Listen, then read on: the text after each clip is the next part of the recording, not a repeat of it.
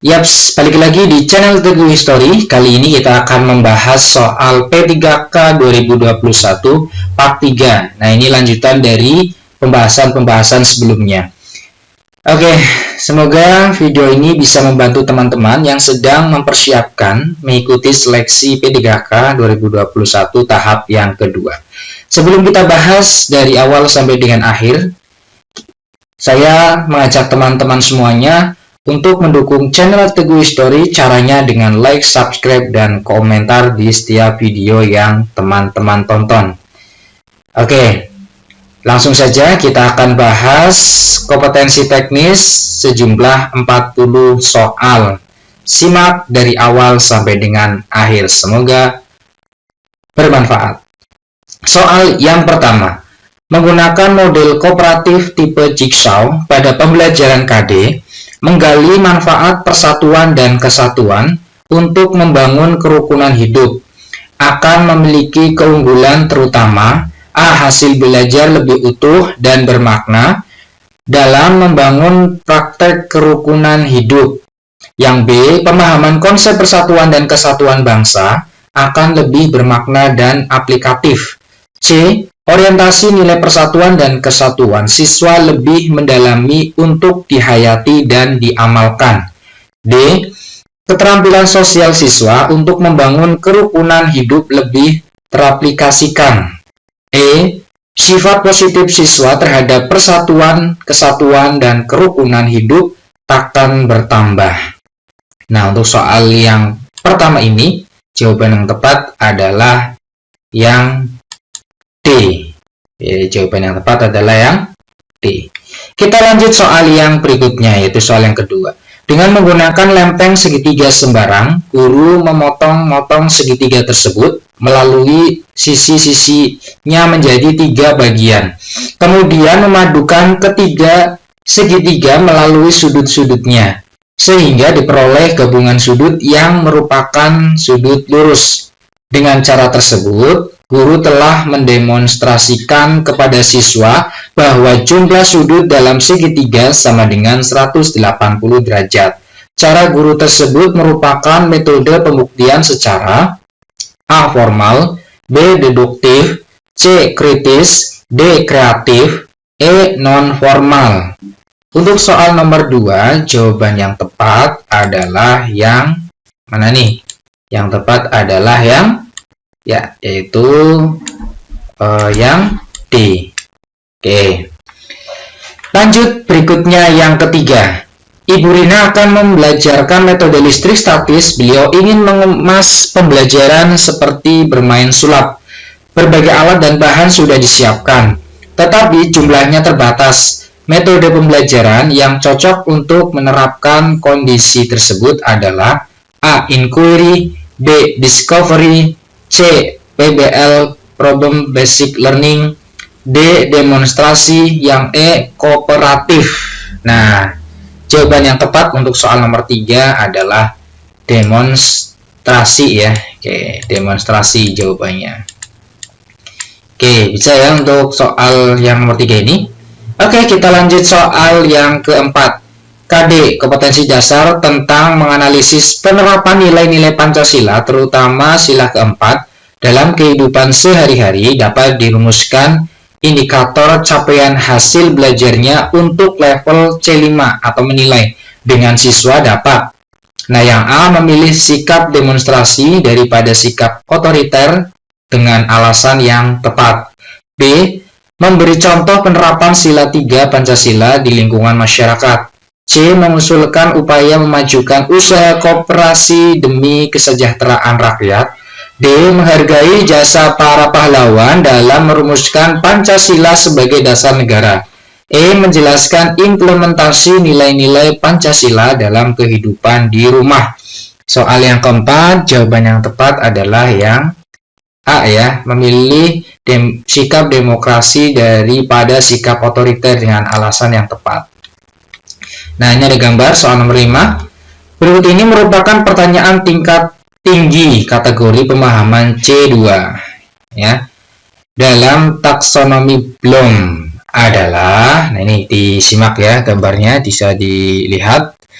Nah, yang A, sebuah mobil bergerak dengan kecepatan berubah seperti yang ditunjukkan pada gambar berikut. Nah, ini ya. Tentukan kapan mobil tersebut mengalami kecepatan konstan dan kapan berhenti. Ini yang A ya. Kemudian yang B, sebuah mobil berjalan dengan kecepatan 60 km atau per jam, jarak yang ditempuh 240 km. Berapa lama mobil tersebut berjalan? Kemudian yang C, ketika kecepatan suatu mobil ditingkatkan menjadi 2 kalinya, bagaimana besaran percepatannya? Yang D, sebuah mobil berjalan dengan kecepatan 60 km per jam dari posisi diam selama 20 menit. Berapa percepatan mobil tersebut? Kemudian yang E, 2 buah mobil berangkat dari kota A pada waktu yang sama. Mobil berjalan dengan kecepatan 60 km per jam dan mobil B 80 km per jam. Jarak yang ditempuh mobil B itu berapa? Nah, soal yang nomor 5 ini yang ditanyakan pertanyaan tingkat tinggi ya. Yang ditanyakan bentuk pertanyaan tingkat tinggi pemahaman ya. Di sini C2 dalam taksonomi Bloom. Untuk soal nomor 5, jawaban yang tepat jelas ya, yaitu yang A, sebuah mobil bergerak, kecepatan berubah ini ya. Naik, kemudian datar, turun. Nah, ini menunjukkan kecepatannya berubah. Nah, kemudian yang ditanyakan tentukan kapan mobil tersebut mengalami kecepatan konstan. Nah, nanti di sini ada jawabannya nih yang kecepatannya konstan. Oke, lanjut soal yang ke-6. Pelajaran IPA hari ini tentang pemantulan cahaya. Pak Agung mengajak siswa melakukan kegiatan praktikum pemantulan pada cermin datar. Penilaian yang diterapkan tidak hanya ranah kognitif, tetapi juga psikomotorik. Berikut ini rubrik untuk menilai keterampilan siswa menggunakan busur derajat ketika mengukur besarannya sudut datang dan memiliki skor rendah adalah A. Membaca hasil pengukuran busur derajat dari arah kanan. B. Meletakkan posisi 0 busur derajat pada garis normal. C. Meletakkan titik tengah busur derajat berhimpit dengan perpotongan sinar pantul dan garis normal. D. Mengukur besar sudut antara garis normal dengan sinar datang. E. Menghitung sudut datang. Nah, untuk yang soal nomor 6 ini jawabannya adalah yang mana? Yang E ya. Menghitung sudut datang. Lanjut soal yang ke-7. Untuk mengembangkan konsep penjumlahan pecahan, alat peraga matematika yang paling tepat adalah A. Gambar beberapa persegi di papan tulis. B. Potongan sama besar model kue pizza ya. Kemudian yang C. Lempengan persegi yang dipotong-potong vertikal dan horizontal. Yang D. Potongan model buah apel. Yang E. Garis bilangan. Untuk soal nomor 7 jawabannya adalah ya yang B, potongan sama besar model kue pizza. Ini menjelaskan konsep penjumlahan pecahan. Lanjut soal yang ke-8. Ibu Dia adalah guru SD kelas 5. Beliau akan mengajarkan materi peninggalan sejarah. Kegiatan siswa adalah mengamati tayangan video dengan benda-benda peninggalan sejarah. Nah, langkah selanjutnya yang seharusnya dilakukan siswa adalah A. Membuat karangan tentang peninggalan sejarah yang telah diamati. B. Saling bercerita tentang pengalaman dari tayangan video dengan teman semeja. C. Setiap siswa menyebutkan berbagai macam benda peninggalan sejarah dalam laporan sederhana. Yang D. Menggambar salah satu benda peninggalan sejarah. Yang E. Guru membimbing siswa untuk melakukan diskusi kelompok tentang tayangan video. Untuk soal nomor 8, jawaban yang tepat adalah yang E ya, guru membimbing siswa untuk melakukan diskusi kelompok dengan tayangan video. Soal nomor 9, salah satu contoh rumusan tujuan pembelajaran yang baik adalah A. Siswa mampu menirukan tulisan yang dicontohkan guru. B. Siswa mampu menulis tegak bersambung dengan rapi dan bersih. C. Siswa mampu mengungkapkan gagasan dan perasaan dalam bentuk tulisan. Yang D. Siswa mampu menjiplak dan menebalkan tulisan yang dicontohkan guru. Yang E. Siswa mampu menulis kalimat sederhana sesuai gambar yang diamati.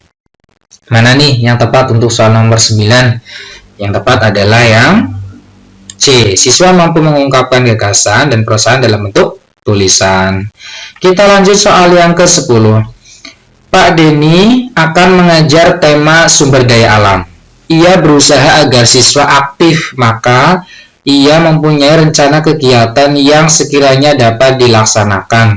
Ia berusaha menggunakan benda sebenarnya sebagai media pembelajaran.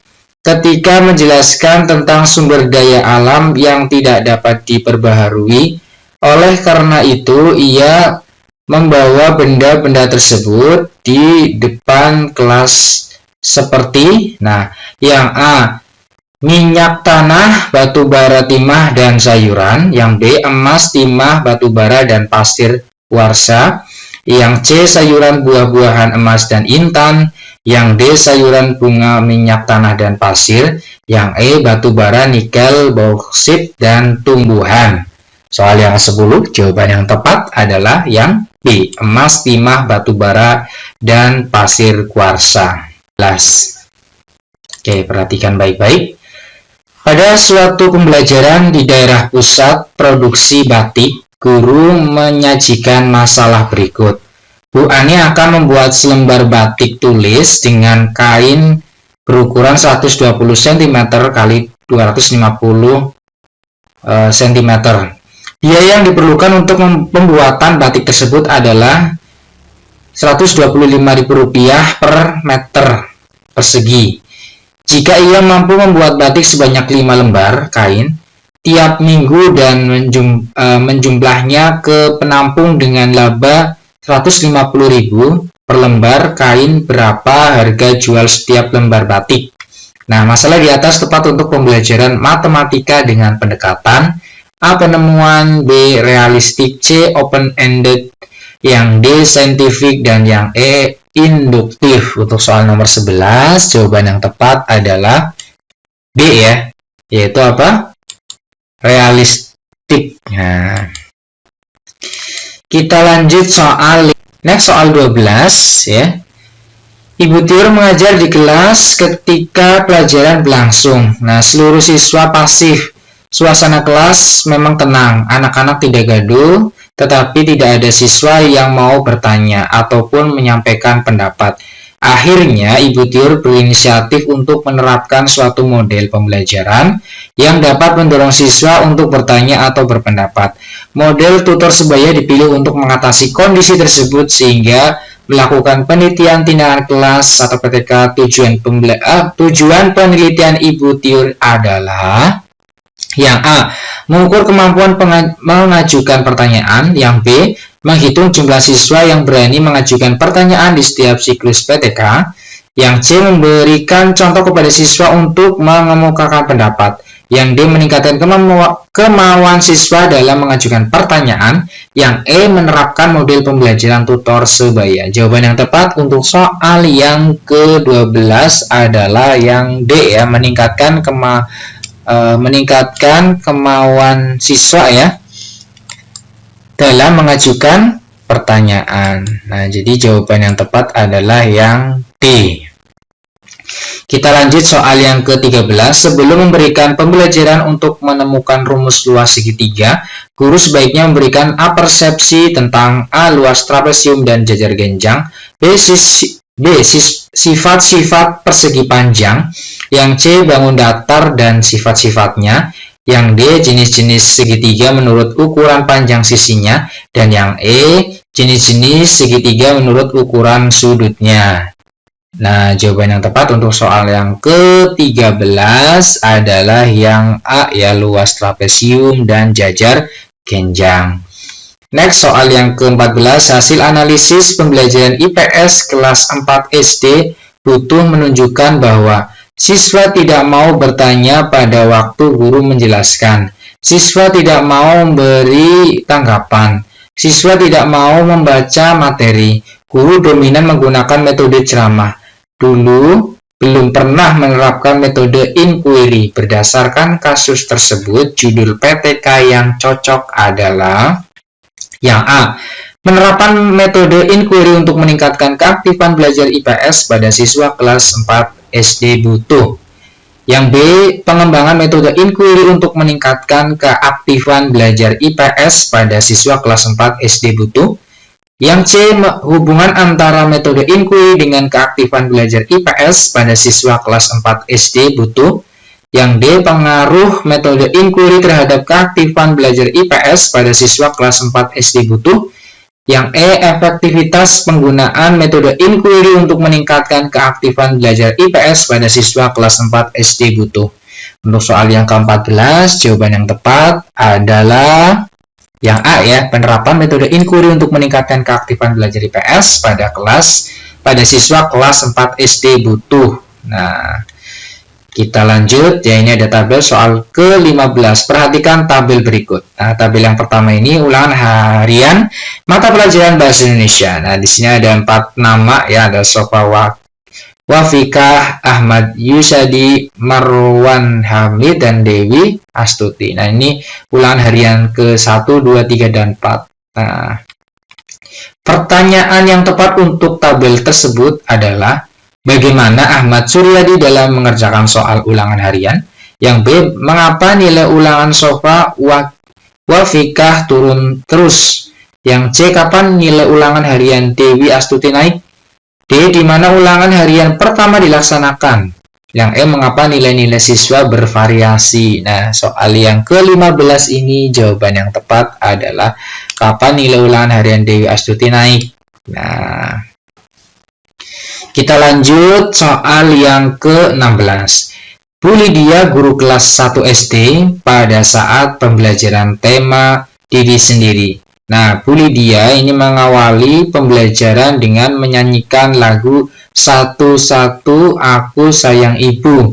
Nah, sambil menunjukkan bagian-bagian tubuhnya yang terdiri atas mata, hidung, telinga, mulut, tangan, dan jari tangan. Nah, Bu Lydia ini menjelaskan bagian-bagian tubuh tersebut memiliki fungsinya masing-masing. Setelah itu, siswa diminta berdiskusi dengan teman sebangkunya tentang kegunaan bagian-bagian tubuhnya. Dalam diskusi tersebut, tidak banyak siswa yang aktif dan cenderung bermain sendiri. Nah, Bu Lydia merasa bahwa kegiatannya belum berhasil. Bahkan, siswa tidak berhasil mengungkapkan kegunaan bagian tubuh. Nah, pertanyaannya, akar permasalahan pada pembelajaran di atas itu adalah A, siswa kurang terlibat aktif sesuai skenario pembelajaran. Yang B, kegiatan diskusi tidak berhasil. C, ketidaktepatan dalam memilih media. Yang D, siswa tidak berhasil mengungkapkan kegunaan bagian tubuh. Nah, soal yang ke-16 jawabannya adalah yang C, ketidaktepatan dalam memilih media.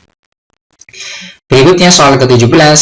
Salah satu model pembelajaran inovatif adalah discovery learning. Langkah awal model tersebut, siswa diberikan stimulasi ya dan atau pemberian rangsangan berpikir. Untuk pembelajaran hubungan antar makhluk hidup dalam suatu ekosistem, khususnya rantai makanan dan jaring-jaring makanan, maka kegiatan stimulasi yang paling benar adalah yang A, siswa membaca buku dan mengamati media gambar tentang suatu ekosistem. Yang B, siswa berdiskusi dengan teman sebangku untuk merumuskan hipotesis. Yang C, siswa menuliskan jawaban pertanyaan di bukunya. Dan yang D, siswa menjawab pertanyaan dari guru tentang macam-macam ekosistem. Nah, jawaban yang paling tepat ya kaitannya dengan model pembelajaran inovatif atau discovery learning adalah yang A ya. Nomor 17 itu jawabannya yang A, yaitu siswa membaca buku ya, kemudian mengamati media gambar tentang suatu ekosistem. Kita lanjut soal ke-18. Rumusan masalah dalam penelitian, tindakan kelas seharusnya esensial. Nah, rumuskan yang dimaksud dengan esensial. Yang A, mudah dilaksanakan, murah biaya, kajian teorinya ada dan disetujui kepala sekolah. Yang B, mudah dilaksanakan, murah biaya pelaksanaan, mudah mencari kajian teori, mendesak untuk diselesaikan. Yang C, adanya teori GP dan GP ya, CAP, mudah mencari kajian teori, bisa diselesaikan, disetujui atasan. Yang D, mudah dilaksanakan, murah biaya pelaksanaan, mudah mencari kajian teori, dan mudah mencari sponsor. Soal ke-18, jawaban yang tepat adalah yang B. Kita lanjut ke 19. Bagaimana yang dimaksud prinsip-prinsip penilaian yang baik? A. Reliable, transparan, bertanggung jawab, dan tertulis rapi. Yang B. Sahih, akuntabel, terstandarisasi, bisa diumumkan ke publik. C. Sahih, objektif, adil, terpadu, terbuka, menyeluruh, dan berkesinambungan. Yang D. Sahih, terpadu, terbuka, menyeluruh, dan bersifat demokratis. Untuk soal yang ke-19, jawabannya adalah prinsip-prinsip penilaian ada sahih, objektif, adil, terpadu, terbuka, menyeluruh, dan berkesinambungan. Nah, ini lengkap ya terkait dengan prinsip penilaian yang baik. Nomor 20. Dalam menyusun PTK, seharusnya guru memasukkan kajian pustaka. Identifikasikan manfaat kajian pustaka dalam PTK. Yang A. Membentuk kerangka konsep dan kerangka berpikir dalam penelitian. Yang B. Sebagai acuan agar tidak terjadi plagiasi dalam penelitian. C. Mendapatkan data penelitian sebelumnya yang bisa dipertanggungjawabkan. Yang D. Mengkonfirmasi hasil penelitian empiris dengan pemikiran teoritis. Mana nih untuk soal nomor 20 yang tepat? Jawaban yang tepat adalah yang A ya, membentuk kerangka konsep dan kerangka berpikir dalam penelitian. Berikutnya soal ke-21, rumusan indikator aspek pengetahuan level penerapan atau C3 untuk pembelajaran tentang siklus air adalah A. Mendeskripsikan tahap-tahap siklus air. B. Mencermati tahap-tahap siklus air. C. Mengilustrasikan tahap-tahap siklus air. Dan yang D. Menganalisis tahap-tahap siklus air. Untuk soal yang 21, jawabannya adalah yang C. Mengilustrasikan tahap-tahap siklus air. Nah, kita bergeser ke soal nomor 22. Penelitian yang perlu dilakukan terhadap keterampilan menulis siswa ketika mengidentifikasi isi gambar tunggal sederhana adalah A. Menyimpulkan dengan lengkap sesuai isi gambar dan menggunakan bahasa yang mudah dipahami. B. Mengamati dengan teliti dan penuh perhatian serta menemukan isi gambar dengan tepat. C. Menjelaskan dengan lengkap sesuai isi gambar, tutur kata, sopan, dan santun. Yang D. Memberikan tanggapan dengan jelas dan tutur kata sopan dan santun. Untuk soal nomor 22 itu jawabannya menyimpulkan dengan lengkap sesuai isi gambar dan menggunakan bahasa yang mudah dipahami. Berikutnya soal ke-23. Berdasarkan pendekatan saintifik, siswa melakukan eksperimen untuk menemukan hubungan volume tabung dengan volume kerucut. Nah, dengan cara A. Memilih alat peraga tabung ya dan kerucut yang mempunyai alas dan tinggi sama, kemudian kerucut diisi pasir dan diisikan pada tabung sebanyak 3 kali. Yang B. Memilih alat peraga tabung dan kerucut, kemudian kerucut diisi pasir dan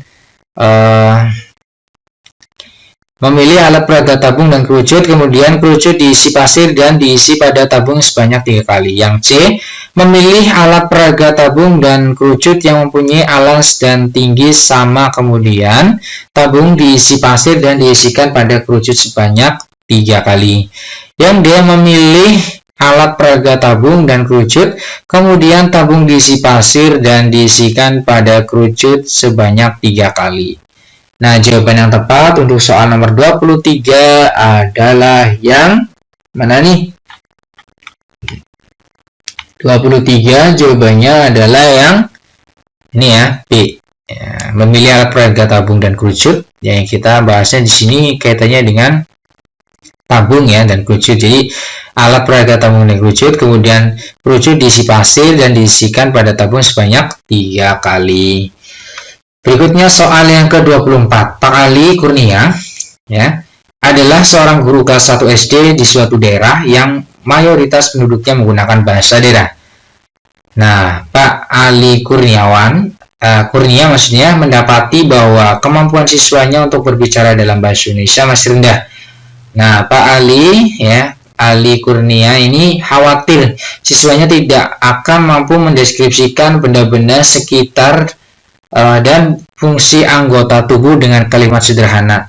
Selama ini Ali Kurnia lebih banyak bercerita kepada siswanya dengan harapan mereka akan giat belajar sesuai hikmah ceritanya. Nah, akar permasalahan pada pembelajaran di atas adalah A. Kemampuan berbicara bahasa Indonesia rendah, B. Menyampaikan materi dengan cerita guru tanpa melibatkan siswa, yang D. Mayoritas penduduk menggunakan bahasa Indonesia bahasa daerah maksudnya.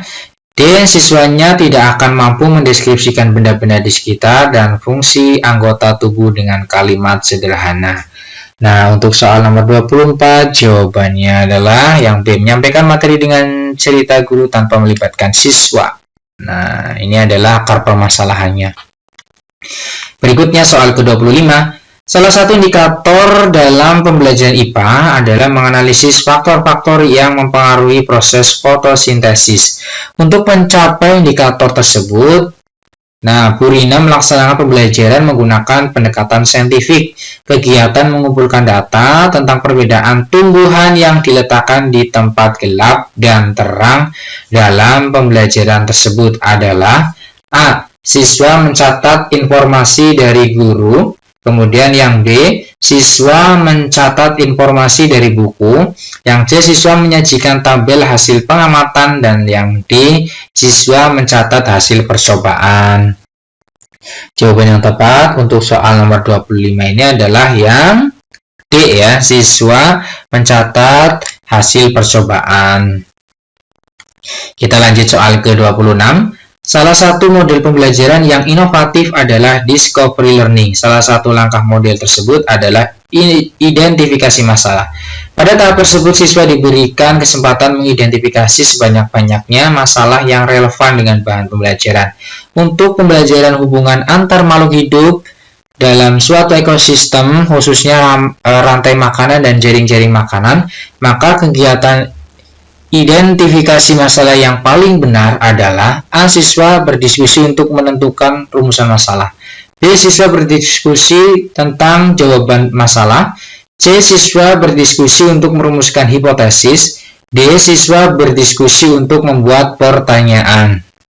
Untuk soal nomor 26, jawaban yang tepat adalah yang C ya, siswa berdiskusi untuk merumuskan masalah. Nah, ini kita akan mengurutkan ya. Nah, ini. Perhatikan pernyataan berikut ini. 1. Melakukan tes tertulis pada peserta didik. 2. Mengoreksi jawaban sesuai kunci jawaban. Yang ketiga, menentukan siswa-siswa yang sudah mencapai KKM dan yang belum. Yang keempat, menentukan program pengayaan remedial. Yang kelima, menentukan kenaikan kelas siswa. Yang keenam, menentukan kelulusan peserta didik. Nah, pernyataan di atas yang merupakan kegiatan pengukuran adalah D ya, mengoreksi jawaban sesuai kunci jawaban, kemudian menentukan siswa-siswa yang sudah mencapai KM dan yang belum. Kita lanjut soal ke-28. Sofyan kelas 4 SD secara diam-diam mengambil pensil temannya. Nah, guru mengalami kesulitan mengatasi masalah ini. Tindakan yang tepat dilakukan guru kecuali A. Guru memberi nasihat bahwa mengambil barang orang lain tidak baik. B. Memberikan peluang siswa menjelaskan mengapa dia mengambil pensil temannya. Yang C. Membiasakan siswa berperilaku jujur. Yang D. Guru menjelaskan pada siswa membawa alat tulis sendiri. Nah, jawaban yang tepat untuk soal nomor 28 itu adalah memberikan peluang siswa menjelaskan mengapa dia mengambil pensil temannya. Ini adalah tindakan pada saat guru mengalami kesulitan mengatasi masalah. Nah, kita lanjut soal yang ke-29. Salah satu prinsip dalam penyusunan rencana pelaksanaan pembelajaran atau RPP adalah A. Materi atau bahan ajar berbasis kompetensi. Yang B. Pembelajaran dirancang dengan berpusat pada peserta didik. Yang C, RPP bersumber dari silabus. Yang D, alokasi waktu sesuai dengan jadwal pada setiap satuan pendidikan. Jawaban yang tepat untuk soal yang ke-29 itu adalah yang B, pembelajaran dirancang dengan berpusat pada peserta didik. Lanjut yang ke-30. Perhatikan beberapa komponen dari RPP untuk mata pelajaran Bahasa Indonesia adalah sebagai berikut. Yang pertama, kompetensi dasarnya mengenal kegiatan musyawarah. Yang kedua, indikator menyebutkan dua ciri kegiatan bermusyawarah. Yang ketiga, tujuan pembelajaran setelah pelaksanaan pemilihan ketua kelas. Nah, siswa dapat menyebutkan dua ciri kegiatan musyawarah dengan benar. Nah, pertanyaannya berdasarkan komponen-komponen RPP tersebut, prinsip digunakan adalah A, memberikan umpan balik dan tindak lanjut. B, mendorong partisipasi aktif peserta didik. Yang C, memberikan perbedaan individu peserta didik. Yang D, keterkaitan dan keterpaduan. Jawaban yang tepat untuk soal yang ke-30 adalah yang D, keterkaitan. Ya, keterkaitan dan keterpaduan. Nah, ini jawabannya ya. Lanjut ke 31. Benjamin S. Bloom mengembangkan ranah kognitif dengan urutan berikut. Ingatan sama, pemahaman sama. Nah, perbedaannya di sini nih. Ya, perbedaannya di sini. Nah, yang ditanyakan itu kaitannya ranah kognitif ya. Jadi, jawaban yang tepat untuk soal nomor 31 itu adalah yang B, ingatan, pemahaman, aplikasi, analisis, sintesis, dan evaluasi. Berikutnya soal ke-32. Taksonomi Anderson dan Cradwell menyempurnakan taksonomi. Benjamin S. Bloom mengembangkan ranah kognitif dengan urutan berikut. Nah, soal nomor 32 nih. Nah, pilihannya kita baca. Yang A, ingatan, pemahaman. Nah, di sini ada perbedaan ya di kata yang ketiga. Nah, di sini pertanyaannya kaitannya dengan menyempurnakan. Jadi soal yang nomor 32 ini jawabannya adalah yang D ya. Yaitu ingatan, pemahaman, aplikasi, analisis, evaluasi, dan mencipta.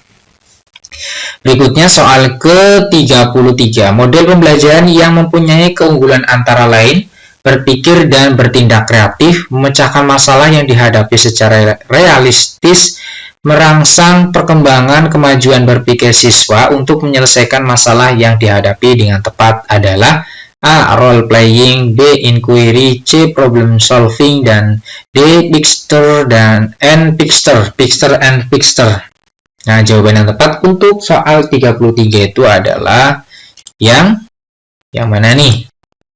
Untuk soal nomor 33 jawabannya adalah yang C ya, problem solving. Nah, ini ciri-cirinya tadi udah disebutkan. Next, soal ke-34.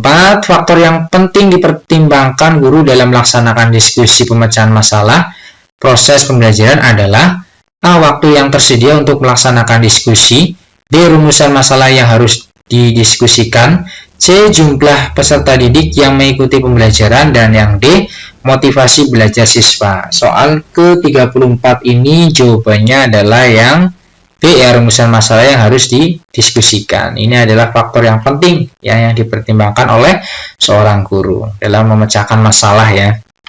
Oke, next kita bahas soal ke-35.